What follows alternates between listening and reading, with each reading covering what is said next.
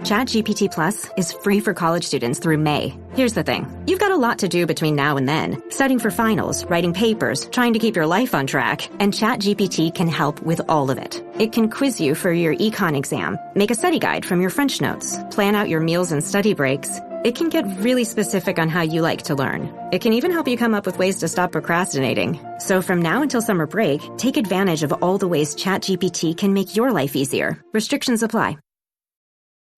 This episode is brought to you by Netflix. 3 couples, 4 vacations, a lot to unpack. Watch The 4 Seasons, a new series starring comedy favorites Tina Fey, Steve Carell, Will Forte, Coleman Domingo, and more in a hilarious and heartfelt love letter to long-term relationships. Based on the original Alan Alda film. Watch The 4 Seasons, May 1st, only on Netflix. This series contains adult language and descriptions of graphic violence. Listener discretion is advised.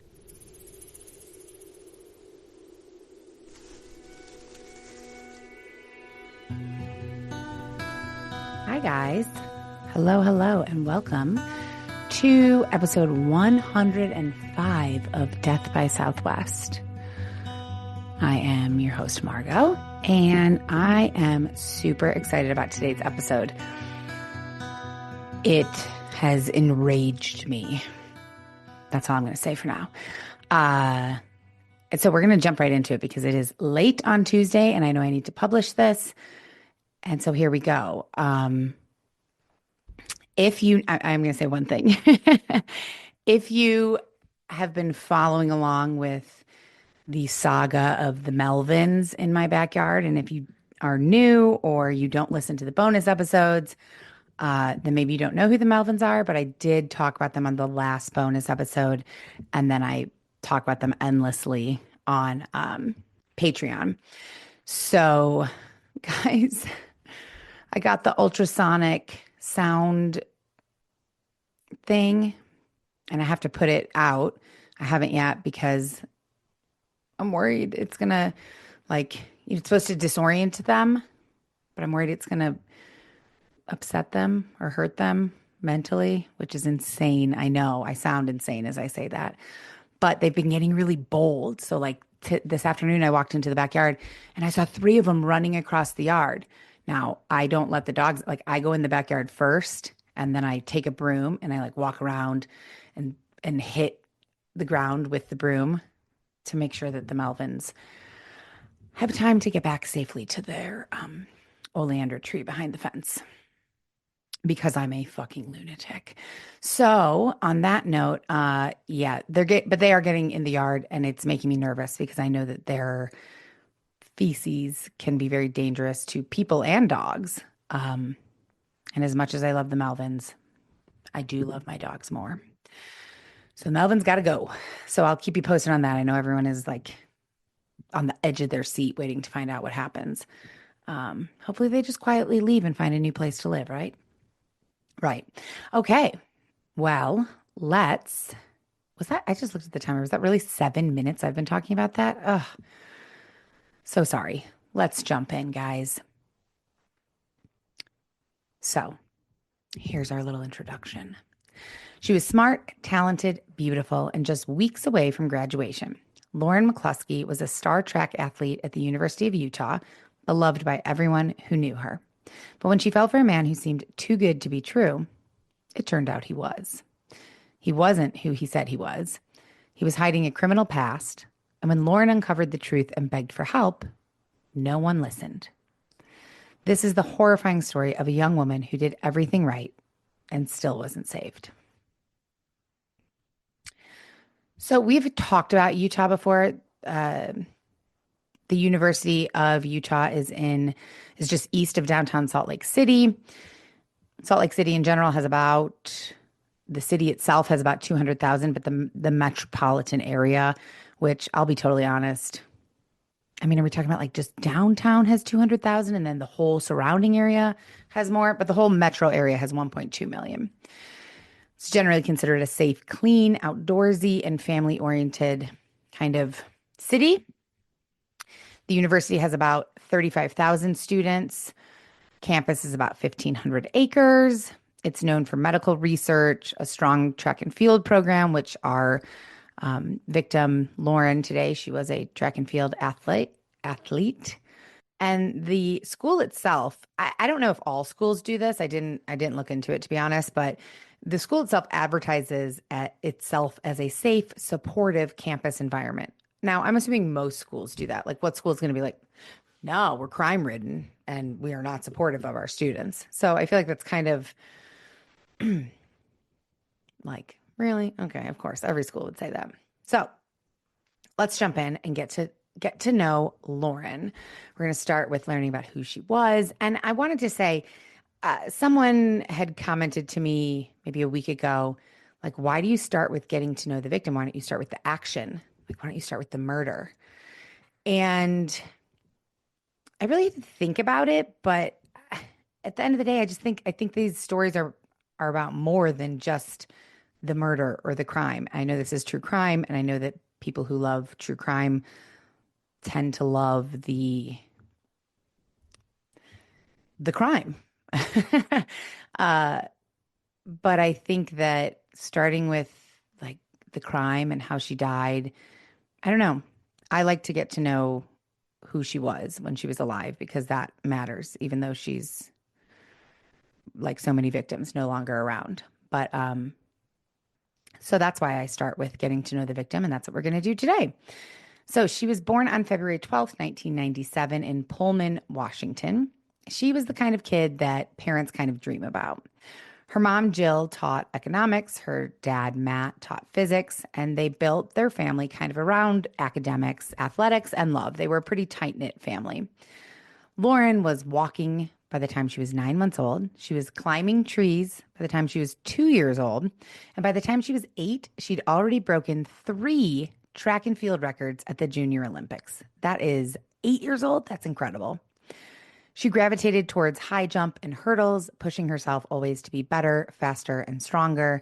And not just to like win, but it really mattered to her. Kind of the art of the athletics mattered to her. In photos, she had a soft but radiant smile and eyes that seemed to listen even when she wasn't speaking. And when someone else wasn't speaking to her, she just was listening with her heart, it seemed like. And when you were speaking, Lauren listened, like fully. She made people feel like they were seen. But she was shy at first. She was quiet. Yet she still had this kind of magnetism about her. She was a natural introvert who still managed to become kind of the heart of every room that she walked into. Her room back in Pullman, Washington was filled with medals, trophies, and ribbons. But Lauren was never the kind of person to brag about things like that. She credited her success to her support system, her family, her friends, always. So when it came time for college, she had her pick of Division I schools, and she chose the University of Utah, 600 miles from home. She received a full scholarship for track and field, and she was excited to move to a new city and start a new chapter. Her parents were nervous for her to go so far away, but as I said, the University of Utah advertised itself as one of the safest campuses in the country. And Lauren, she didn't really drink. She wasn't a partier. She didn't get into fights. She didn't cause waves. She kind of focused on what was important to her academics and her athletics. So her parents thought she can handle it. Lauren's freshman year started pretty slowly. She didn't really know anyone, and she kept mostly to herself. That was until she met her randomly assigned roommate, Alex, who would become her best friend for life. Over the next few years, hanging out with Alex and other friends, Lauren changed. She shifted and kind of grew into herself. She went from the girl who kept her head down on campus and was entirely focused on academics and athletics to the girl who was willing to get up and sing a song at karaoke or get on stage and try amateur comedy night, which that's a big jump. I mean, I'm not an introvert, if you can guess, and I'm very comfortable socially and in crowds and whatnot. And I don't know if there's any amount of money you could pay me to get up on stage and try to like do stand-up comedy at amateur comedy night. That would horrify me, but not Lauren. And by senior year, she was a few months from graduating and she was ready for perhaps maybe to find some love. That wasn't a big focus of college up until then for her. And this potential love interest came in the form of a man named Sean Fields, or at least that's what he said his name was. It was September 2nd, 2018, a Saturday night, and Lauren and Alex went to check out a new bar called London Bell. When they reached the front of the line, Lauren locked eyes with the bouncer, tall, muscular, seemingly charming. He introduced himself as Sean Fields, said he was 28, working security while also studying at a local community college. He mentioned, I find it strange that he mentioned this in the first night. I'm not sure exactly how it went down, but he apparently was adopted, had a rough childhood, but now he was very focused on improving his life and moving forward. Lauren was kind of smitten with him by the end of the night, so she did something that was super out of character for her, and she slipped him her number on a napkin as she headed out the door. Later that night, Sean had already texted her, and by the next afternoon, they were on their first date. Going climbing, apparently, which is one of Lauren's favorite activities. And he even brought her a dozen roses. Within a week, they were officially dating. Lauren was glowing. She called her mom, told her mom that he bought me roses. He took me to meet his friends. I really, really like him. And Lauren's mom, Jill, could hear how happy Lauren was in her voice. And she was happy for her. She had never really heard her like this before. Now, it did give her pause when she found out that Sean was 28 years old, about 7 years older to Lauren, who was just 21. But again, she trusted Lauren. She thought that Lauren had always made good decisions, and she trusted her to make a good decision when it came to her dating life. Everything seemed magical at first. Doesn't it always, guys? But it didn't take long for Lauren's inner circle to notice that something was off. Sean was always around. And it was more than the typical, like, we just started dating and we can't wait to spend every second together. That kind of feeling. It was different than that. It had like a twinge of controlling to it. He had all but officially moved into her dorm room, which was strange because Lauren only had a twin bed and Sean was huge. He was over 6 feet tall, over 200 pounds. He was a big guy. He wasn't like the kind of person that's like, let's share a twin bed kind of guy, So her friends were wondering, like, why didn't they ever sleep at his place? And that wasn't all. They started to notice that if he didn't like what she wore, she'd change. Or sometimes he would just tell her what to wear. One day she said, I'm wearing these jeans and this t-shirt because Sean told me to, which her friends were kind of like, what? He told her when she was allowed to hang out with friends or to invite friends out, which again, that phrasing, that verbiage is weird. Allowed. Why was he allowing her to do anything? They'd only been dating for like a week, 2 weeks. Time was moving as it does in our stories. If she didn't text back within minutes, he would become very, very upset. And when he called her and she answered, he always had a million questions. Where are you? Who are you with? Then he told her, I am not comfortable with you going anywhere where there might be men. So, like everywhere, basically, every single place in town, there might be men. Lauren's friend Diamond was a graduate student, so she was a little bit older. She was a little bit wiser, perhaps, and she was working in student housing. And when Diamond kind of heard all of this and caught wind of all of this, she very clearly told Lauren, she said, this is coming from a place of love, but let me tell you, this is not love, what you're experiencing. This is control. Lauren kind of tried to rationalize it. Oh, he has trust issues. His last girlfriend cheated on him. He's just trying to protect me. Diamond wasn't buying it. None of Lauren's other friends were buying it, but Lauren was seemingly buying it. She was convincing herself of this. And then his behavior continued to escalate. He demanded photos of her location, wherever she was. He wanted pictures. Like if she went out, he'd say, send me pictures of where you are and send me pictures of who you're with. Crazy. One time she was at class at night. She had like a later in the evening class and her phone died while she was there. So, okay, well, no big deal. But she left class after it ended, went home, plugged in her phone, was charging her phone, and he called and he was screaming at her, absolutely incensed with that she had disappeared. And then he accused her of cheating on him. And she's like, how? I was at class. Now, keep in mind, it's only been 3.5 weeks now. 3.5 weeks. And he's telling her what she can wear, who she can hang out with and when, demanding pictures of like where you are and who you're with. That is beyond. But Lauren was forgiving. And also, Sean was pretty manipulative. He was really good at laying it on thick. He knew just how to apologize, just what to say, just how to kind of like get her to forgive him in record time, over and over and over again. And then came a moment that really concerned her friends. Sean told Lauren he wanted her to get a gun. He told her it was just for her protection. But Lauren didn't have any enemies. She had never been threatened. She had never had fights with anyone. She lived in a very safe location. So where is this coming from? No one really understood it, but Sean insisted he had to get her a gun that she could keep in her dorm room. And when Diamond, remember, who works at student housing, heard about this, she was like, this is it. That's it. This is too creepy. And guns aren't allowed in student housing. So she reported it to the university housing in a lengthy email.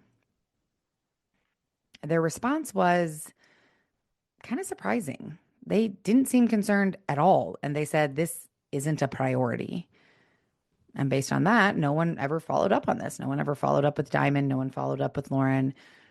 And this was just the first in a long chain of failures. By September 29th, so remember they met on September 2nd. So again, 3.5-ish weeks they've been dating at this point. September 29th, Lauren's friends are done. They've had enough of this Sean and how he's affecting their friend, Lauren. Alex had stopped by Lauren's apartment that day, and she was kind of taken aback and shocked by what she saw. Lauren was not looking like herself. She had changed the way she looked. She hadn't changed it, but this relationship had changed the way she looked in just a few weeks. She looked worn down, beat down, not physically beaten, but just dejected, thinner, exhausted. She seemed drained. This wasn't the same girl that had been singing at karaoke nights just a few weeks ago or dancing at the London Bell. Something was wrong, and Alex knew it. So they'd already tried to talk to Lauren, and Lauren kept no, it's fine, it's fine, it's fine. So the friends decided it's not fine, and we're going to do something about it. So Alex and a couple of Lauren's other close friends stepped in. They went ahead and reported what they'd seen and what they knew to campus housing officials. They explained that Lauren was in a controlling and unhealthy relationship with a man who was practically living in her dorm room, and that he was pressuring her to get a gun, and that he had talked about bringing firearms onto campus. They didn't hold back either. They were very direct with the campus housing officials, and they told them, we're scared she's going to seriously get hurt. But instead of flagging this as a pretty urgent safety issue, bringing firearms on campus, I would think that would send up a red flag or something. Nope. They didn't notify campus police. They didn't contact the school's behavioral intervention team. They didn't focus on any of that. Instead, they zeroed in on the guest policy. Yep. That's the only thing they cared about, that Lauren may have violated housing rules by allowing Sean to stay for too long. So they said, well, we'll have a chat with her about that. Now, the next day, it seems like they came to their senses a little bit, and they apparently agreed that, okay, fine, maybe we should file a formal report just in case. But the computer system was down, so they never did. That was that. They kind of took the mindset of well, the computer system's down, so maybe we'll get back to it. They never got back to it, and they eventually decided, well, Lauren's an adult. I think we better not get too involved. Another big mistake. Now it is October 9th, a beautiful October morning, right before fall break. Sean had slept over the night before and he went out to take care of a few errands. Lauren was cleaning up the dorm room and she noticed that he must have accidentally left his ID behind. So she picked it up to like move it to the side and she just kind of glanced at it as she was moving it. And she did a double take because it didn't say Sean Fields. It said Melvin Roland. That's why I mentioned the Melvins at the beginning, guys. It just, So shocking that his name is not his name, sure. But then she looked a little closer. Oh, he's not 28. He's 37. Now, 28, 21, I don't know. Maybe it's because I'm old now. It doesn't seem like that big of an age gap. 7 years, fine. Still in your 20s. 21 to 37? That's a pretty big age gap. 16 years? Lauren was devastated. Not necessarily because he was 37, but because he'd been lying to her this entire time. And she had to know why. So, of course, she Googled him. And you know what they say, like when you're sick, don't Google your illness. Don't do that. It's a good thing she did, but what she found was way more upsetting than lying about your name and your age. She found that he was a registered sex offender with multiple convictions, and he had spent about 10 years in prison. She called Alex, her friend, distraught, and told her everything. And then she called her mom and didn't tell her mom everything, I don't think, but told her enough.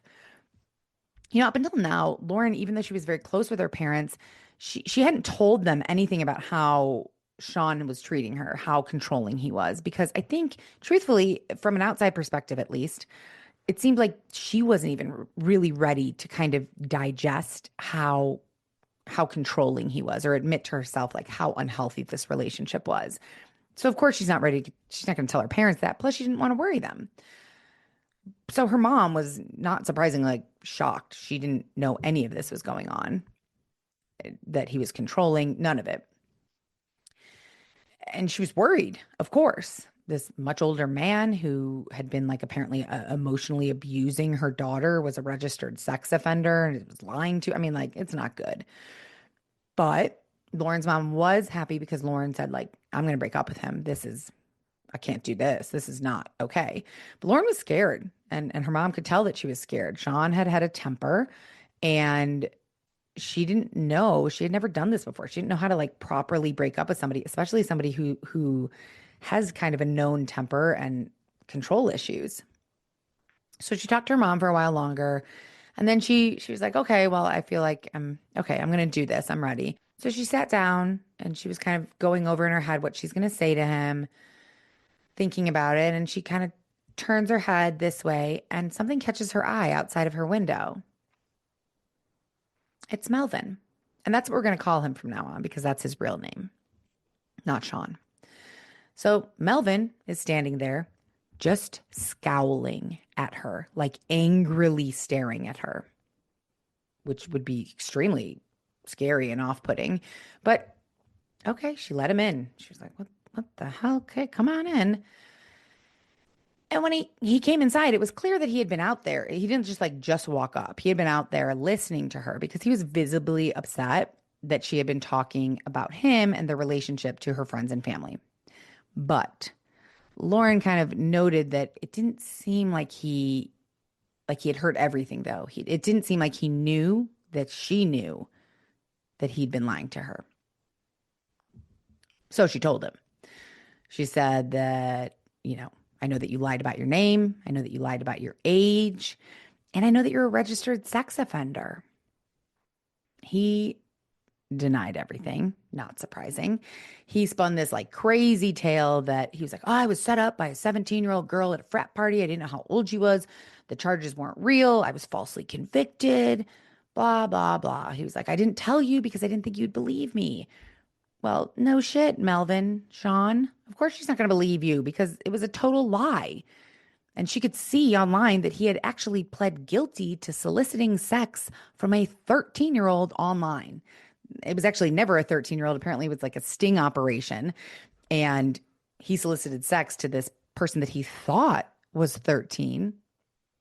And it was a police officer. Lauren didn't want to hear it. She was done. She told him to leave. We're breaking up. I don't want to be with you. You're 30. Like, no. Goodbye. Nope. Melvin was not having it. He was not going to leave. Not only did he refuse to leave, but every time she kind of tried to, like, he's 6 feet tall, over 200 pounds, like I said.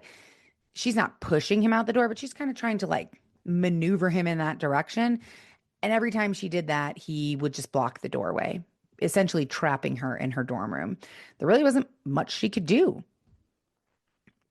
Specifically, he was 6'3" and 250 pounds, and most of that was muscle. So she's not going to be fighting him, obviously. So she sat down and was stuck in her dorm room with him. And for hours, he forced her to stay in that room with him, begging her for another chance, going between like apologizing and being angry that she doesn't believe him and manipulating and just refusing to leave. And she's thinking in her head, okay, I'm going to placate him. I'm going to just let him say his spiel. Eventually he's going to get tired of this and then he'll leave. Maybe he just needs to, like, get it out. Well, when the sun starts coming up, they've literally been in there all night, 4 hours, and he was still refusing to go. And then, like, it was almost like a switch flipped. He said, fine, I'll leave, but I got to borrow your car. I need to take your car. She didn't even question why. She just said, fine, you can get it back to me tomorrow or today, technically, because the sun is coming up. And fine, whatever. Obviously, at least in my opinion, like, he did this because he wants to see her again. He's going to have to give the car back. He gets to see her again. But Lauren was like, she didn't have it in her to argue anymore. Sun's up. She just wants him gone. So she said, fine, here are the keys. He can take her she had a green Jeep Liberty, and he would get it back to her. They'd make a plan so she could pick it up from him. He would drop it off, something like that, later that day. But she just didn't feel right about it. Like, they had planned that they would meet up later, and he'd get the car back to her. And it just didn't sit right with her.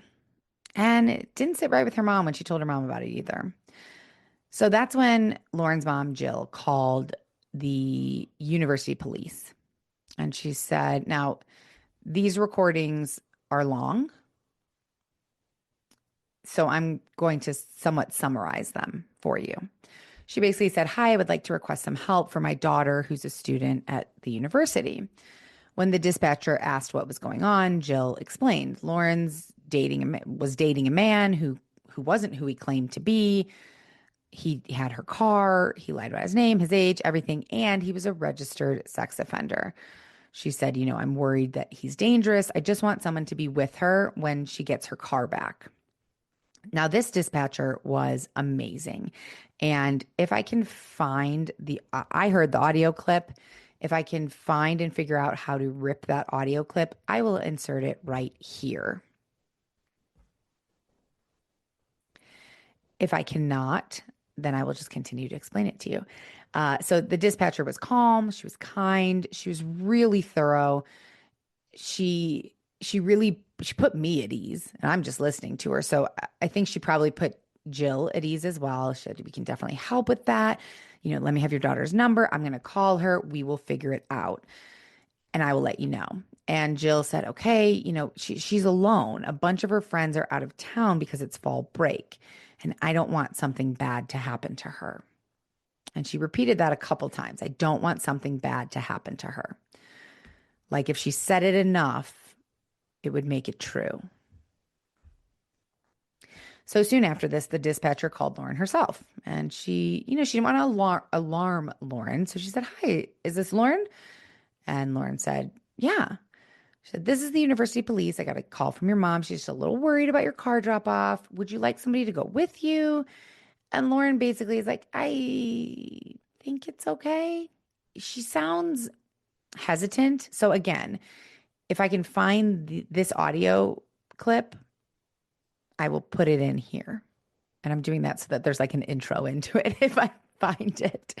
Um, and if I can, I'm going to just continue telling you about it. So Lauren, she sounded a little hesitant, but she was kind of like, I think it's okay.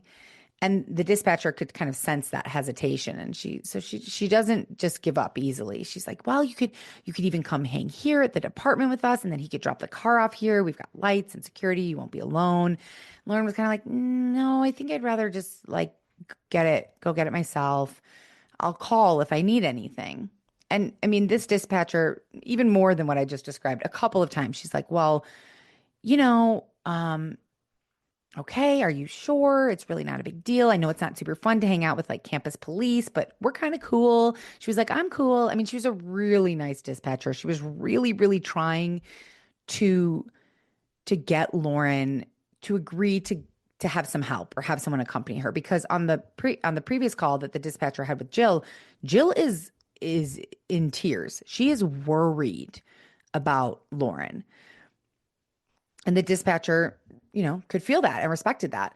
So she really tried hard, and she told Lauren, okay, well, if you're not gonna, like, if you don't want somebody to accompany you or you don't want to come here, I'm gonna would it be okay? We usually have an officer in the area. So can you tell me where you're gonna be meeting to get your car? And Lauren told her.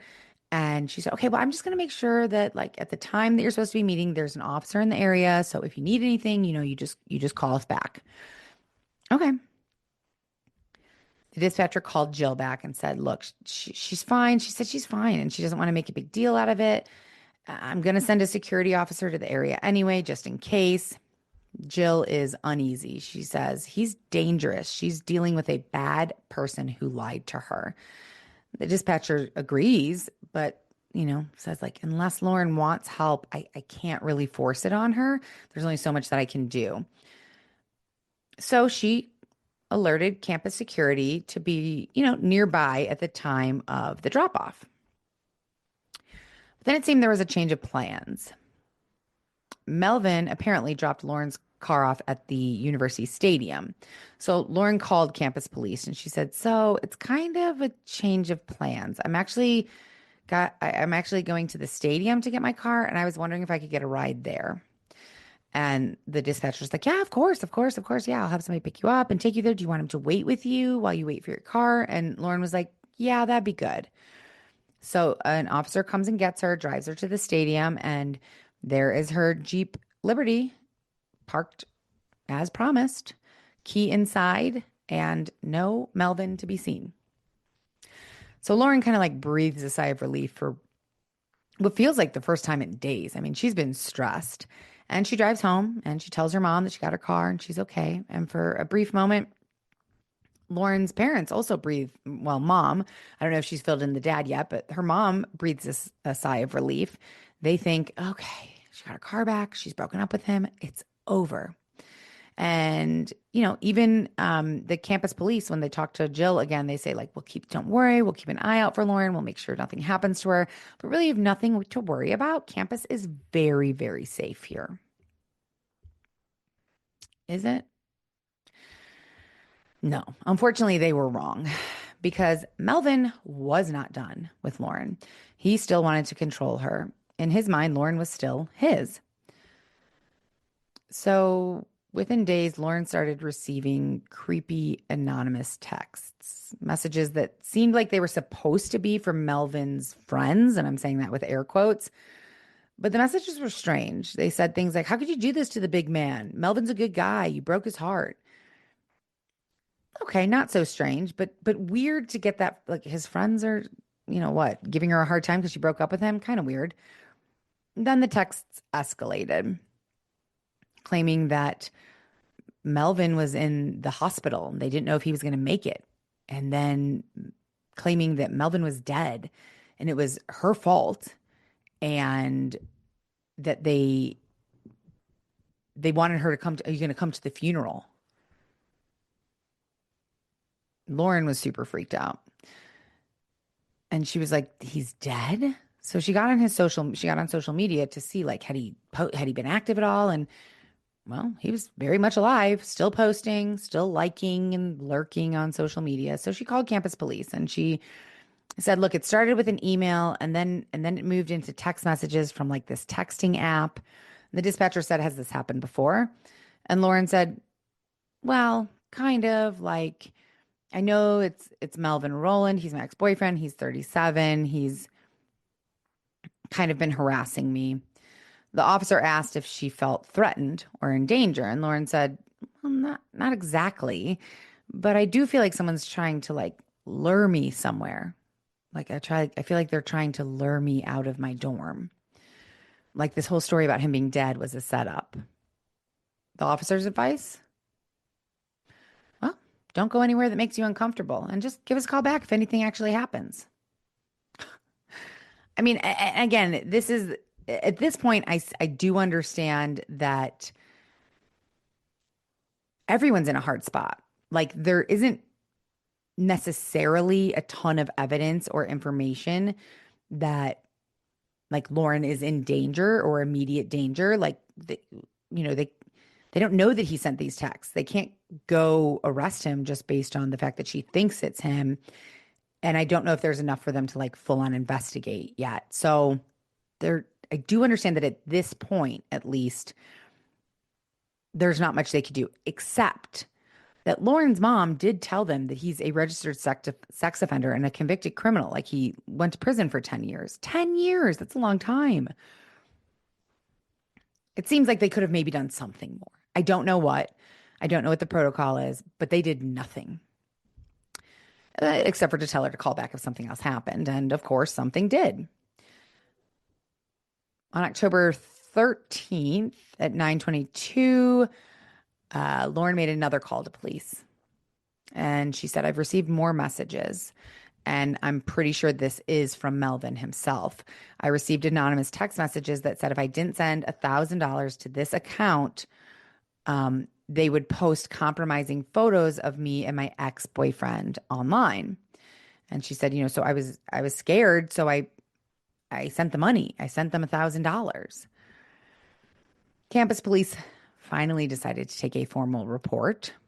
They ran Melvin's criminal history, which, as we know, was extensive. Though somehow they claimed that at the time, he was on parole and they never saw that. I'm not sure how that's possible, but allegedly they could see his criminal history, they could see his criminal record, but they couldn't see that he was currently on parole. Now, I don't know how that works. I've never logged into a police computer to see somebody's criminal history, but that seems like a big oversight if that's something that isn't listed. Nonetheless, they assigned a case, a detective to the case. Sorry about that, guys.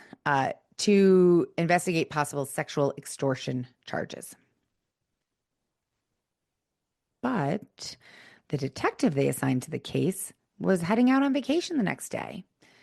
And so there was no arrest, no real follow-up, no urgency. And when Lauren called back a day or two later for an update, scared, frustrated, she learned that the detective wouldn't be back to work until October 23rd. And she was told to call campus dispatch in the meantime if she gets another message that appears to be an attempt to lure her somewhere. I mean, or extort her, right? Now, when Lauren's friend Alex hears all of this, she's like, what the fuck? This is insane. We need to be more proactive. Let's go to the police station and not just keep calling. Lauren agrees. So they go to the campus police department in person, hoping that they'll finally be heard. Like really heard. But when they arrive, officers don't even take them into a private room. They just talk to them in the lobby like they're having like a casual catch up. No big deal. They explain everything, that Melvin is a convicted sex offender, that he's threatening her, that he might release nude photos of her. She even tells them, I caught him peeking in my window the day that we broke up. They still brush it off. They say there's not enough evidence. Then they said The texts might not even be from him. Maybe someone hacked his phone.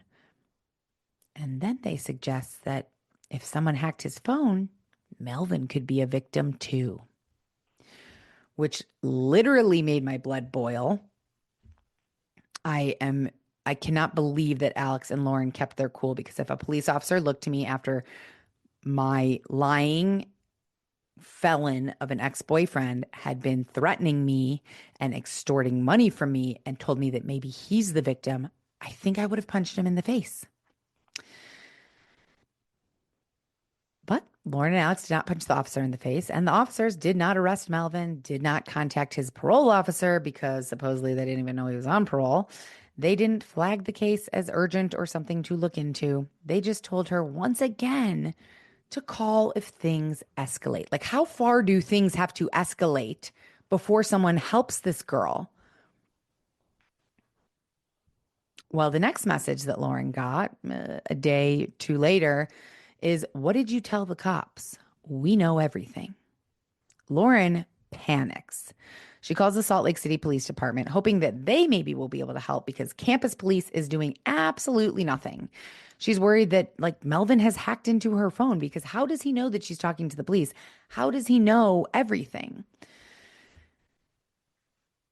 But Salt Lake City Police Department tells her, well, where did this happen? Where were you when you received the text message? And she's like, at my dorm.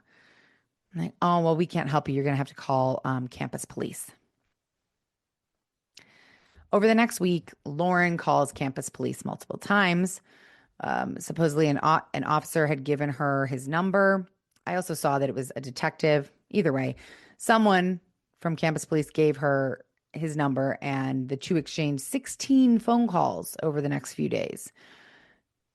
So at this point, Lauren has reported the harassment, filed official reports. She has reported stalking. She's reported being threatened, blackmailed, extorted. She knows the person's name.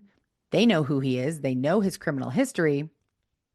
And yet, no arrest, no protection offered, no consequences for Melvin, just vague reassurances that someone is looking into it. A detective has been assigned to the case and is looking into it. Yes, of course, but this detective is out of town. And while this detective was out of town, they didn't have an interim detective. They didn't say well, this detective was assigned to the case and they're out of the office for the next 5 days. So let's have, Bobby Sue over here step in and take over the case for now. Nope. Lauren's case just sat there on that detective's desk. Nothing happened with it. No one paid attention to it. Nothing. Then Lauren receives another text. And this text claimed to be from Deputy Chief Rick McLennan, asking her to come down to the police station to discuss her case. But Lauren was like, this feels weird. Nobody's paid me any attention. And now all of a sudden they're texting me to come down here out of nowhere. She suspected that it was probably Melvin. And thank goodness she did, because she called the campus police to verify. And they said, no one from our department sent that text. So now Melvin is not just harassing her, extorting her, threatening her, and stalking her. He's impersonating a police officer. And still, nothing is done. Just let that sink in. He's a convicted felon on parole, whether they know it or not. They know he's a convicted felon, impersonating a police officer, extorting money, stalking, all of those things they already know. And now impersonating a police officer, and no one is doing anything. Nothing. They just tell her, don't answer anymore. Block the number. And she's left on her own once again. It's now October 22nd. Remember, the detective comes back October 23rd. It's October 22nd. It's a Monday. It's quiet. It's uneventful. Lauren goes to her later in the evening class. Earlier, she'd taken a quiz in her health communication course, and she'd done really well. Her group project for her other class was due that night, and she was on track to get it done early. It was one of those rare fall days where, for Lauren at least, everything felt good and normal. The text messages and harassment had kind of slowed. For the first time in weeks, Lauren was feeling like, okay, maybe I was overreacting and maybe like this is over. Around 8:20 p.m. on her walking back to her dorm from class, she called her mom, I love this, her mom was on the Stairmaster in their basement in Washington. And it was their ritual. They talked every single day. And this really hurt my heart. It's going to make me get choked up. This is not about me. I talked to my mom every single day. I mean, not my whole entire life, obviously, but I don't know, the last 5-6 years that she was alive, we talked every single night. It was our ritual. It was a ritual. I'd have a glass of wine. She'd maybe be smoking a joint. And it was great. And this just reminded me of that. So sorry for that little personal anecdote. So that was their ritual. They talked every night. Sometimes they talked multiple times a day. And Lauren on this call sounded like herself for the first time in a minute. She told her mom, I've got good news. I did well on my quiz today. They talked about her plans to finish her project early and then she'd relax the rest of the night. Lauren was laughing. Jill thought she sounded lighthearted, like kind of like a burden had been lifted. And Lauren was nearing her dorm and she was getting ready to say goodbye. And she told her mom, all right, well, I love you. And then all that Jill heard was Lauren screaming, no, no, no. Jill froze. Then there was a clatter as the phone hit the ground. And then silence. No scuffle, no more screaming, no nothing, just silence. The line wasn't dead. Her mom could still hear outdoor noises, so she knew that it hadn't like hung up on her. But Lauren seemingly wasn't there. So Jill's shouting her name, Lauren, Lauren, calling to her, are you okay? Are you there? There's no answer. So she jumps off the Stairmaster. She runs up screaming for Matt. And she doesn't want to hang up the phone because she's still on with Lauren, even though Lauren's not there. So Matt calls the police on his phone and he says, hi, my daughter, Lauren McCluskey. She was talking to her mom. And then she just started saying, no, no, no, no, no. And it sounded like someone might have been grabbing her or something. Jill is still clutching the phone, praying that Lauren will come back on the line, praying that she will hear her daughter's voice again. But she didn't. And those 3 words, no, no, no, were the last words she would ever hear. She still stayed on that line. She still begged Lauren to answer while Matt was talking to the police, trying to piece together where exactly Lauren might have been when this happened. And then all of a sudden, on the phone call that Jill was on, someone said, hello? And Jill's like, hi, who's this? And the voice said, well, I just found this phone on the ground next to a backpack. And Jill's heart sank. Lauren wouldn't leave her phone and her backpack willingly just in the middle of the sidewalk like this. And Jill knew that something was very, very wrong. But what no one knew in that moment, not Jill, not Matt, not the 911 dispatcher, was that earlier that same evening, Melvin had been inside the dorm building, pacing back and forth, back and forth. Somehow no one thought it was weird because he always used to stay there. So he was kind of like a familiar face. He wasn't a stranger in that dorm. So no one thought anything of it. Security footage showed him wearing a black hoodie, jeans, and white Adidas sneakers. And he wasn't just kind of like passing through. He was very clearly waiting and watching. He had a black drawstring bag with him. And inside that bag, a handgun. A weapon that he'd apparently borrowed from a former coworker, offering that coworker $200 because he wanted to go target shooting, he said. Melvin had entered the building sometime around 6 p.m., about 2 hours before that phone call Lauren had with her mom. And then sometime after 8:20 p.m., right after she said, no, no, no, Melvin attacked. He ambushed her just steps away from the safety of her own dorm, tackled her to the ground, and forced her into the back seat of a car parked nearby. Inside that car, Melvin shot Lauren 7 times. 7. She died in the back seat of that car, alone, probably afraid, and knowing that no one was coming to help her. She had begged for help for weeks. She had done everything right. She had reported everything that was happening, and still no one was there when it mattered most. While her body sat in that car, dead, officers combed the area with flashlights, unaware that they were already too late. It would take hours before they would find her body. And almost immediately after they did, all across campus, hundreds of students' phones buzzed in unison as the university sent out a chilling alert. U of U alert, shooting on campus, secure in place, more info to come. Classrooms went quiet, dorms locked down, students stopped going out. Some thought it might be a drill. Others panicked, assuming the worst.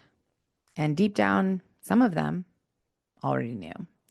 Lauren's closest friends, Alex, Diamond, Carmen, they knew Lauren had been scared. They knew she had been stalked, manipulated, tormented. And now there was a shooting on campus at her dorm. They knew it wasn't a coincidence. When Diamond got the alert on her phone, she dropped her phone. She later said, "I hated myself. I felt like I didn't do enough. I didn't know what to tell her parents or our friends. I could have helped her." But this wasn't Diamond's fault. She had tried to help her. So had Alex. And Lauren had tried to help herself. They had all been screaming into a system that wasn't listening. As the alert spread, the university released an image of the suspect to the public, Melvin Rowland. His face, now pixelated and broadcast on every news channel, was paired with a warning: armed and dangerous, do not approach. Back in Washington, Jill and Matt were still in a fog. It had been over an hour since Lauren's phone went silent, over an hour since Jill heard her scream. It had actually probably been several hours. And then the phone rang. It was Lauren's track coach. And he had to let them know that Lauren's body had been found, shot 7 times. For Matt, it just didn't even register at first. He later said, "I was just stunned. It wasn't even like I could work through any emotion. I just said, no, that can't be." He said it felt like being hit in the chest with a baseball bat, like someone had knocked the wind out of his soul. Outside search teams were swarming the U of U campus and the city. Officers spread out looking for Melvin, now officially a fugitive. But what they didn't know yet was that Melvin had already escaped, and someone had helped him without even knowing it. Because that same night, about 20 miles away, a woman sat on her couch, the soft glow of the TV on her face, and something came across the screen that made her entire body go still. Melvin Rowland's face.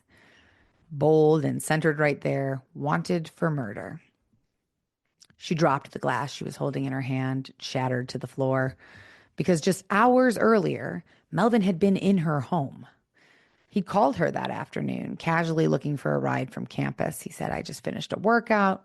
He sounded calm, normal, not rushed, not frantic.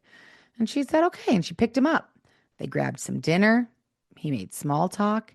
And then he asked if he could shower at her place, and she let him. She watched a little TV, and he did start pacing a bit, and he kept glancing at his phone. Every time a campus alert came through, he seemed kind of tense. She didn't know what was going on, though. She wasn't getting these campus alerts, so she thought he was just anxious. She didn't know that he was hiding a murder. Later that night, she drove him to a coffee shop and dropped him off without thinking twice. But now, staring at the news report, she realized that she had just given a cold-blooded killer a possible way out. Panicked, she called the police. By 1 a.m., Melvin had been spotted entering Trinity AME Church in downtown Salt Lake City. Officers moved quickly. The church was dark, quiet, seemingly locked up. They were preparing to breach the building when a sound echoed from inside. A single gunshot. It bounced off the stained glass windows and dissolved into the night. And when police finally made entry, they found Melvin's body on the floor. He had used the same gun he killed Lauren with to end his own life. In the days that followed, as campus fell into silence and Lauren's face appeared in candlelit vigils and news reports across the country, a devastating truth came into focus. Lauren had done everything right. She had reported Melvin for harassment, for stalking, for blackmail, for impersonating a police officer. She had named him. They had his criminal record. They had the $1,000 extortion payment, the threatening messages, the nude images he said he'd leak, and still nothing. The University of Utah police didn't act. They didn't protect her. In fact, the detective assigned to her case waited 6 full days before taking any real investigative action. And by then, it was already too late. Oh, but it gets worse. Because after Lauren's murder, another stomach-turning revelation surfaced. Officer Miguel Darris, the man who had handled Lauren's extortion complaint, the man she had trusted to protect her, had allegedly downloaded her private photos onto his personal phone.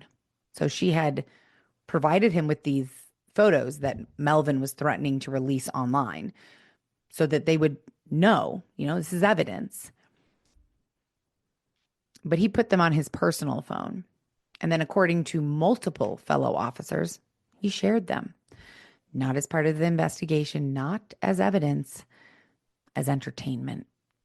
He showed them to other officers, joked about them. One colleague claimed he even said, "I can look at these whenever I want." No criminal files. Nope. No criminal charges were ever filed. Instead, he just quietly transferred to another police department. Lauren hadn't even been buried, laid to rest before her privacy was violated again by this officer. Because apparently, not only did he share these photos before she had been killed, but he was showing other officers after she had been killed. It felt like a second death, and it proved what Jill and Matt McCluskey had feared all along.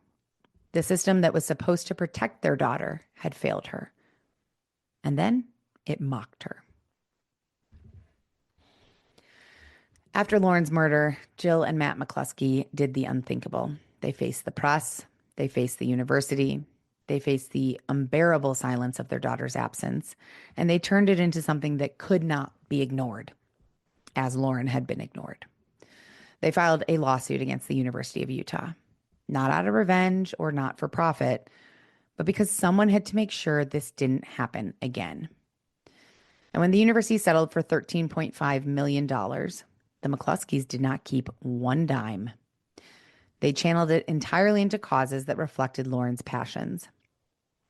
$10.5 million was directed to the Lauren McCluskey Foundation, which was established to promote campus safety, support student athletes, and advocate for animal welfare, something that Lauren cared deeply about.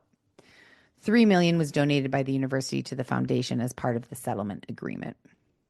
Lauren's love for animals, especially cats, was very well known. It's something I didn't talk about earlier in the episode, but she frequently volunteered at the Humane Society back home in Washington. She helped socialize cats so that they could find loving homes, which is super, super sweet because, cats can be kind of bitchy sometimes. So she would make sure that the cats would become more friendly so they would get adopted.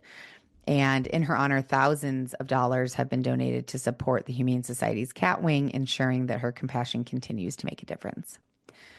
And that isn't all. Her parents also created something that's now etched into syllabi on hundreds of campuses around the country, maybe the world, hopefully fostering a culture where students can feel seen, heard, and supported. And it's called Lauren's Promise. It's a simple but powerful commitment that reads, "If you are being threatened, harassed, or made to feel unsafe, I will listen. I will believe you. I will help you get support." Sorry, guys, I know I'm choked up. It's a promise that professors, mentors, and institutions now make to their students because no one believed Lauren when it mattered. And Jill put it bluntly, we are hopeful this causes insurance companies worldwide to view campus police who do not respond to women with urgency as a risk. So hopefully when like empathy or responsibility fails, maybe liability will speak louder. In one of his final interviews, Matt McCluskey was asked what the greatest tragedy was. He hadn't rehearsed his answer. It certainly wasn't polished, but it was very honest. He said, the unfairness of it. I don't want to be in this world, not in a world without Lauren, but I'm stuck. So what are we going to do? We're going to honor her, and we're going to fight like hell so this never happens to another girl again. Sorry, guys, this one really hits hard for me. Because Lauren McCluskey should have lived. She should have graduated. She should have traveled. She should have saved a bunch of cats and met the actual love of her life and been able to have kids one day, which was something she always dreamed of. But instead, her name now lives on as a warning and as a call to action. Her parents, amazing people that they are, refused to let the system that failed her write her final chapter. They used her grief as a weapon of sorts, and they forced a reckoning.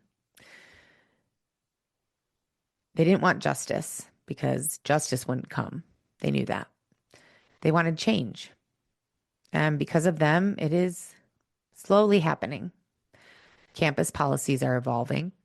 Police training protocols are being rewritten. And students, especially women, are now hopefully more likely to be heard because of one woman who kept asking for help until her final breath. And it just, I cannot.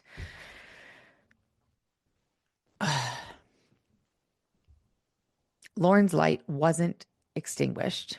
It was passed on. And because I'm trying not to end on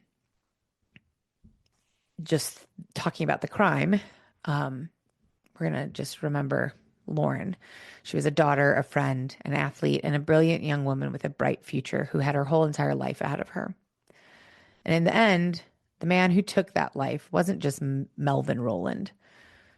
It was the people who ignored her, the officers who dismissed her, the system that looked the other way again and again and again until it was too late. Lauren didn't and I hate when people say this, she didn't fall through the cracks. She was shoved into the cracks. And if her story doesn't make you angry, doesn't make you want to scream,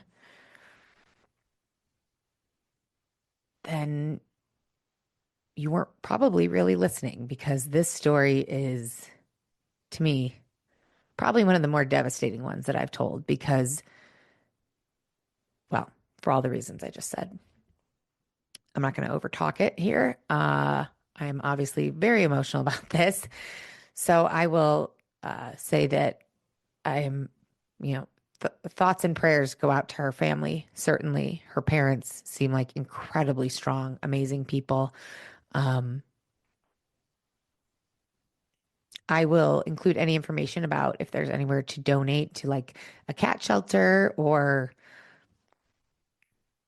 sorry guys, anything in her honor. I will put that in the show notes. And before I continue blubbering like a baby everywhere, I will say that is it for today's episode. Thank you for listening. I will be back later this week with true crime headlines for you. Okay, bye guys. Death by Southwest is hosted by Jenna Schneider and Margot Carmichael. Executive produced by Margot Carmichael. Produced by Jenna Schneider. Audio editing and sound design by Margot Carmichael. Music by Soundstripe. And a special thanks to Edward R. Murrow for letting us borrow his famous sign-off phrase, good night and good luck.